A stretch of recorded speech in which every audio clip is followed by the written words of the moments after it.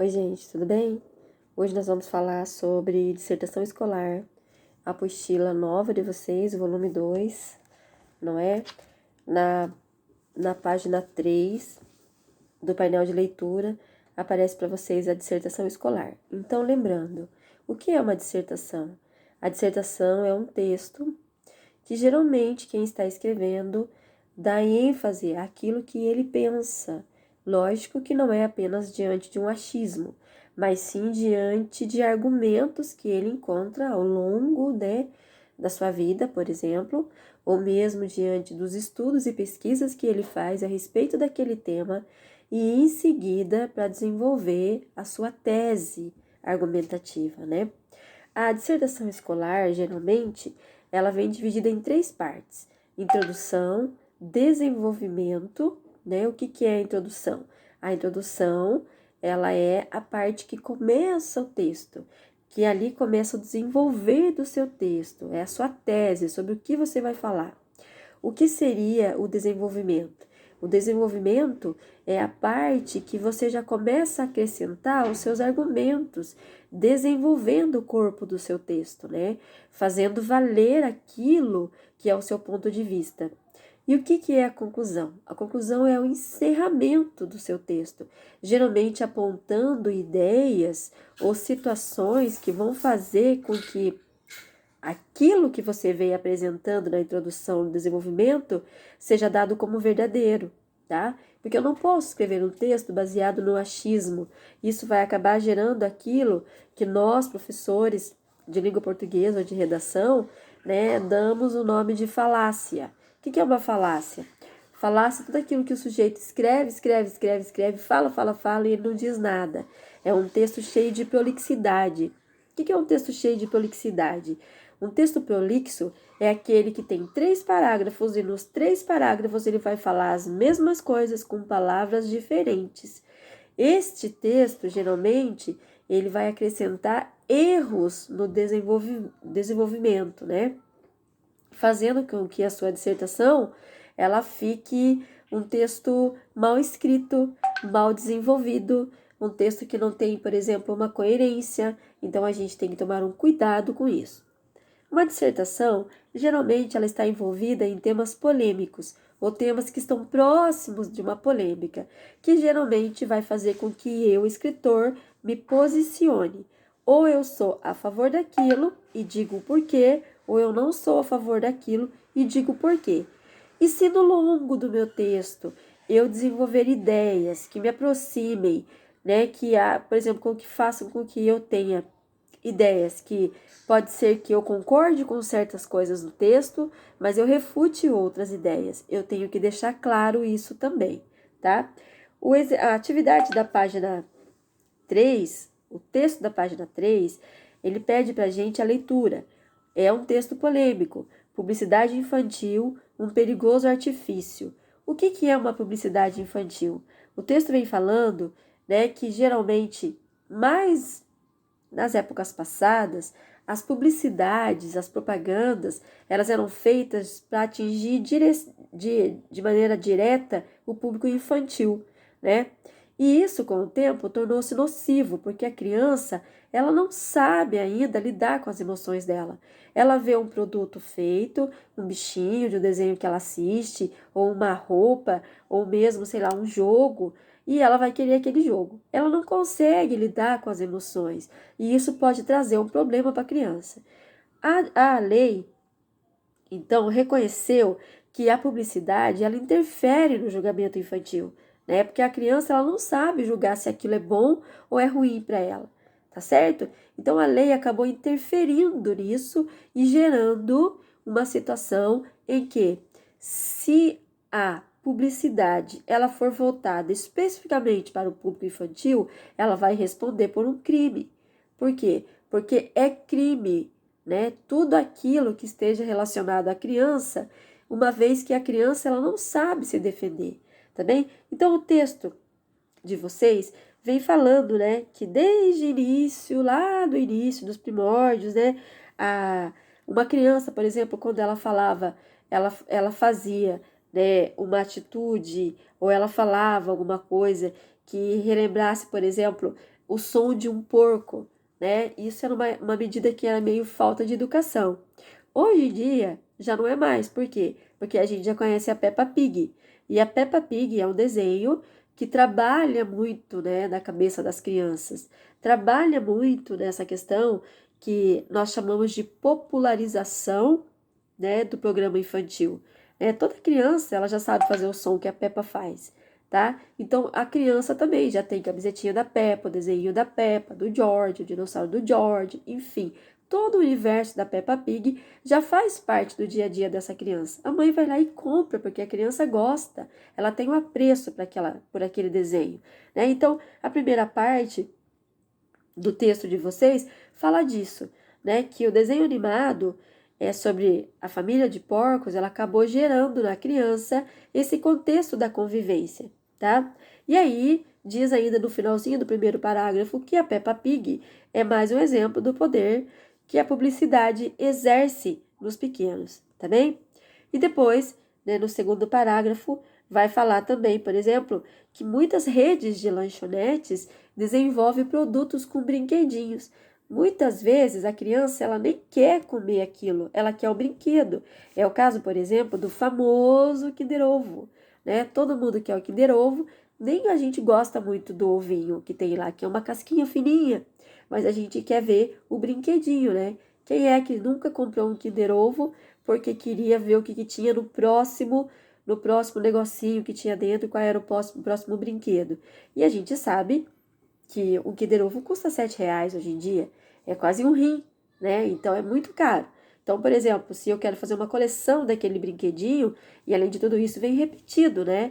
Então, hoje em dia, isso tudo faz com que a criança, ela peça aquela comida, ou aquele doce, ou aquele, por exemplo, ou aquela comida de lanchonete, por exemplo, o caso do McDonald's, por conta do brinquedo, que é muito mais caro do que a própria comida em si. Então, isso também faz com que a criança seja alimentada de maneira inadequada, né? E aí gera toda uma conversa em torno disso. Vocês vão ler o texto depois na íntegra, eu estou falando apenas do texto, mas eu quero que vocês leiam o texto para poder discorrer sobre as atividades, tá certo? O terceiro parágrafo fala aquilo que eu já falei ali atrás, que a publicidade ela interfere no julgamento das crianças, né? Agora, também dizer que a lei ela tem o direito de censurar todas as publicidades, todas as propagandas, não é a solução. Tem que encontrar, né, órgãos que trabalhem isso de uma maneira que fique bom para os pais e bom para as crianças, tá certo? Então, por exemplo, a gente pode analisar questões dentro de um conceito de uma alimentação saudável, por exemplo. A Turma da Mônica trabalha muito com essa questão, né, de respeito. De respeito nem muito, porque a Mônica detona o Cebolinha, ela bate nele toda hora, mas também o Cebolinha é um peste, né? A gente sabe que ele toda hora rouba o coelhinho dela e aí acaba gerando aquele conflito. Mas sempre tem essa questão, e também a gente sabe que o Cascão não toma banho, não é uma questão de higiene, mas tem essa questão voltada para a alimentação, que eles ali vão comer alimentação saudável, né? Tá certo? Foi um exemplo para ilustrar tudo aquilo que a gente está discorrendo sobre, tá? Então, os próprios comerciais, os próprios programas infantis, eles podem contribuir para que o mundo da criança, né, que o mundo da criança, ele seja mais organizado, né? Por exemplo, diante de um contexto em que os pequenos, eles iriam imitar e ter um bom comportamento. A Sofia está me lembrando aqui que por conta do Covid, do coronavírus, o Cascão foi lá e deu um bom exemplo. Ele tomou banho, né? É isso, né, Sofia? Tá falando que sim. Então, diante desse contexto, a gente sabe que esses desenhos que estão no dia a dia dessas crianças, eles podem gerar bons exemplos, tá? E a propaganda, ela defende isso, né? Esses órgãos que regulamentam as propagandas defendem isso, tá bem? Então, essa publicidade infantil não precisa ser um perigoso artifício. Pelo contrário, pode ser uma coisa boa para ser usada, por exemplo, para fazer um modo de vida dessa criança, para ajudar, por exemplo, na educação dessa criança. Leitura, hábitos noturnos, banho, comida e tudo mais, tá? Outra coisa daí, no finalzinho do texto, fala que nenhum controle publicitário ou um bom exemplo sobre forma de um desenho animado é o suficiente sem a participação da família. É por isso que muitos críticos dizem: não adianta você dar um smartphone na mão de uma criança e deixar ela ver a galinha pintadinha, por exemplo. O pó, pó, pó, pó, o tempo inteiro, né? Provavelmente a criança ela vai querer o produto, ela vai querer o aniversário da galinha pintadinha, a camisetinha, a sainha, ela vai querer tudo, né? Mas aquilo não é o suficiente para educar ela. Pelo contrário, né? Isso pode ser danoso para a criança. É a mesma coisa dos jogos que vocês tanto ficam enfiados lá o tempo todo, matando, explodindo a cabeça das pessoas para mudar de fases, né? Então, tudo isso a gente sabe que tudo isso pode sim trazer para a gente algumas consequências, tá certo? Então, a gente tem que ensinar essa criança a diferenciar bons produtos de golpes publicitários. O texto, no último parágrafo, fala isso, né? Então, outra coisa que o texto também mostra pra gente que a educação, ela tem que vir de casa.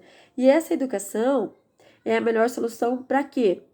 Quando essa criança, por exemplo, ela já consegue entender que comer doces, muito doce, vai fazer mal para ela. Olha, eu vou te dar um Kinder Ovo uma vez por mês, né? Porque eu não tenho condições para isso, mas eu vou te dar. E o chocolate nem é tão bom assim, né? Ou fazer trocas com essas crianças, porque o bom exemplo sempre vem de casa, tá bem? Então, olha só quantos conceitos um texto pode gerar para mim, escritor, ou para mim, leitor, né? Então, quando eu estou lendo esse texto, eu vou formulando já regras que estão de acordo aos meus argumentos, ao meu conhecimento de mundo, tá bem? Então, por exemplo, quando eu falo sobre uma questão que eu conheço, é óbvio que o meu entendimento, o meu discorrer naquele texto é muito melhor, né? Então, a dissertação escolar, lá na página 4, ela traz para a gente, né, esse tema pré-estabelecido, publicidade infantil em questão no Brasil, tá? Então, é elaborado pelo autor, tem um título que já foi pré-estabelecido e a pessoa vai escrever em cima daquele título, tá? Explica a relação entre o título e o conteúdo do texto. Por que publicidade infantil em questão no Brasil? Publicidade infantil, perigoso artifício. Por quê? Na verdade, o título criado pelo leitor do texto, pelo autor do texto que eu fiz a referência para vocês agora, não foi leitura, mas foi um resumo do que o texto está falando, ele faz uma referência à força que a publicidade faz, né, traz na vida ou no comportamento dessas crianças, tá bem? O que são esses artifícios? Esses artifícios são as estratégias que foram criadas pela publicidade, tá? Então, é o caso, por exemplo, do que é inadequado e do que é adequado dentro de uma família, né, para o crescimento de uma criança, que a publicidade muitas vezes pode desenvolver coisas inadequadas na criança, tá bem? Então, 2. Releia a dissertação e sugira um outro título para ela. Se você fosse fazer um título para essa dissertação, qual seria? Eu estou pensando num aqui, mas eu não quero falar porque eu sei que vocês vão colocar, então pensem aí. 3. Com base na leitura do texto, podemos dizer que o propósito da dissertação é relatar diferentes opiniões sobre o tema do texto, expor um ponto de vista, criticar a mudança de comportamento ou noticiar a influência das propagandas. Bom, nós sabemos que as dissertações escolares, principalmente, elas têm como base a característica de expor um ponto de vista. Então, estaria certa a letra A. B. B de banana. Então, muito bem. O exercício número 4 tem sempre aquela separação, que a gente já viu isso, né? Quando nós estudamos a crônica, quando nós estudamos o conto, quando nós estudamos as fábulas, nos outros anos anteriores, a gente vai fazer essa separação dos capítulos, tá? Os 3 momentos do texto: introdução, desenvolvimento e conclusão. Em quais parágrafos está a introdução? No primeiro parágrafo, porque é ali que vai encontrar o que fez com que o meu texto caminhasse, né, para um desenvolvimento. Então, no primeiro parágrafo. Onde está o desenvolvimento? No segundo e no terceiro parágrafos. Ali aparecem os pré-requisitos para esse desenvolvimento e já aparecem também essas argumentações, tá? E a conclusão? O quarto parágrafo, quando o autor ele fala sobre essa questão da participação da família, tá? Tá certo? A questão número 5 vai falar sobre a tese. O que é a tese? É sobre o meu ponto de vista, o que é que eu estou defendendo dentro desse contexto, tá? Qual das frases a seguir representa a tese da autora? É a segunda. É necessário criar propagandas que enalteçam hábitos saudáveis e bons comportamentos. Beleza? Então, a tese é o meu ponto de vista a ser defendido, tá? A tese, geralmente, ela também está relacionada a uma espécie de pergunta. Então, por exemplo, o que a propaganda pode fazer para a educação alimentar das crianças? É uma pergunta. E diante disso eu venho desenvolvendo o meu contexto, né, na escrita. Exercício 6 da página 5. A tese da autora é retomada em outro parágrafo. Identifique-o e transcreva a tese. A tese, quando a gente vai analisar o texto, ela está no terceiro parágrafo e a autora, na seguinte passagem que eu vou ler para vocês, ela retoma essa tese. Então, assim, a publicidade, abre aspas, a publicidade interfere no julgamento da criança, porque a criança, ela não tem ainda a responsabilidade, né? Por exemplo, que um adulto tem. Os adolescentes também, né? Eles têm uma certa responsabilidade, mas eles estão com a cabeça em muitos outros mundos que não só aquela responsabilidade, né? Então, é a seguinte passagem. A publicidade interfere no julgamento da criança, tá? Fecha aspas. 7. A segunda ocorrência da tese pode ser entendida como: letra A, uma frase que apresenta uma contradição com a primeira ocorrência da tese. Letra B, uma maneira de reforçar a própria tese, de intensificar o seu posicionamento, uma repetição desnecessária que torna o texto cansativo. Então, na verdade, o texto ele não é cansativo e ele nem vem também com a ideia de contradizer a ideia da tese demonstrada pela autora. Ela é uma maneira de reforçar a própria tese, de intensificar aquilo que ela está dizendo, de mostrar para quem está lendo que o que ela está dizendo é genuíno, é verdadeiro. Então, a letra B está correta, tá? A número 8, são registrados alguns fatos e consequências. Então, você vai fazer esse, dando um passo a passo comigo agora. Então, vamos lá ver. Organize as informações apresentadas a seguir de acordo com as solicitações. Alimentação inadequada na ânsia de ter o brinquedo. Então, que isso, né? Que isso gira, né? Eu tenho um fato e eu tenho uma consequência. Então, quais são os primeiros fatos que eu posso colocar lá? Então, no primeiro momento, eu posso colocar assim: acompanhamento de brindes e brinquedos nos produtos vendidos em lanchonetes, tá? Então, esse é um fato. Isso existe e é incontestável. Dei exemplo do Kinder Ovo, dei exemplo do McDonald's. Então, lá, coloque em primeiro momento lá. Acompanhamentos no fato. Acompanhamentos de brindes e brinquedos nos produtos vendidos nas lanchonetes. Qual é a consequência disso? A consequência disso é uma criança com uma alimentação, com uma má alimentação, é uma criança que vai desenvolver uma ansiedade por ter o brinquedo, né? Então, são duas características que o texto aponta para mim como característica da consequência, tá bem? Tá. Então, no segundo momento, popularização do programa infantil Peppa Pig. Então, este é um fato. A gente sabe que o Peppa Pig existe e que muda o comportamento das crianças. Qual que é a consequência? Então, você vai colocar assim, na consequência, mudança de comportamento das crianças, mas também gera o quê? O lucro para quem é dono dessa franquia da Peppa Pig, tá? E depois você vai colocar aí, pode colocar mais um só, não tem nem cabe, gente, tem muita coisa aí, né, para colocar. Depois você pode colocar o terceiro lá. Boa publicidade por parte dos nazistas. Vocês vão ler lá o segundo parágrafo, vai falar disso, né? Consequências. Delação dos filhos com relação aos pais resistente ao nazismo. O que acontecia aqui? Acontecia que, muitas vezes, a família era nazista, mas os filhos não. O que acontecia é que a família era nazista, mas os filhos acabavam entregando os nazistas, né? Já numa situação que já tinha acabado o nazismo, os filhos iam contra os próprios pais. O que é essa delação? É quando os filhos, eles denunciam o próprio pai para algum órgão, por exemplo, competente, para por exemplo, para fiscalizar quem ainda era nazista na Alemanha. É disso que o exercício está falando, tá? Eu acho que essa parte ficou meio fora do contexto, mas ele usou aqui como para exemplificar o contexto para a gente, tá certo? Número 9. Para defender uma tese, o autor de um texto pode utilizar argumentos diferentes. Um deles é o argumento baseado em provas. O argumento baseado em prova é um dos melhores que tem. Por quê? Porque ele consiste a veracidade. Quando eu trago uma prova para o meu texto fica sendo um texto verdadeiro, né? Confiável, tá? Quais das frases a seguir contêm argumentos que se caracterizam como provas concretas? Os nazistas já conheciam os efeitos de uma boa publicidade.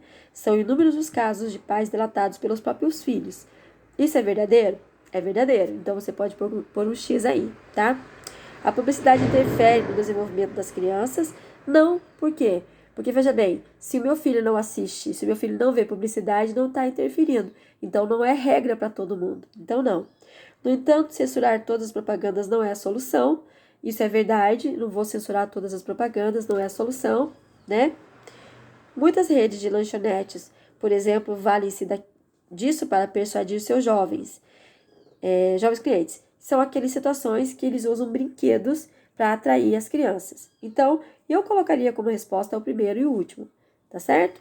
Então, porque são argumentos consistentes e argumentos que comprovam que o que eu estou dizendo é verdadeiro. Vai ficar o 10, o 11, o 12 e o 13 para vocês fazerem, tá? E até o exercício 18 da página 8. Em seguida, a gente retoma mais um texto, mais uma dissertação escolar.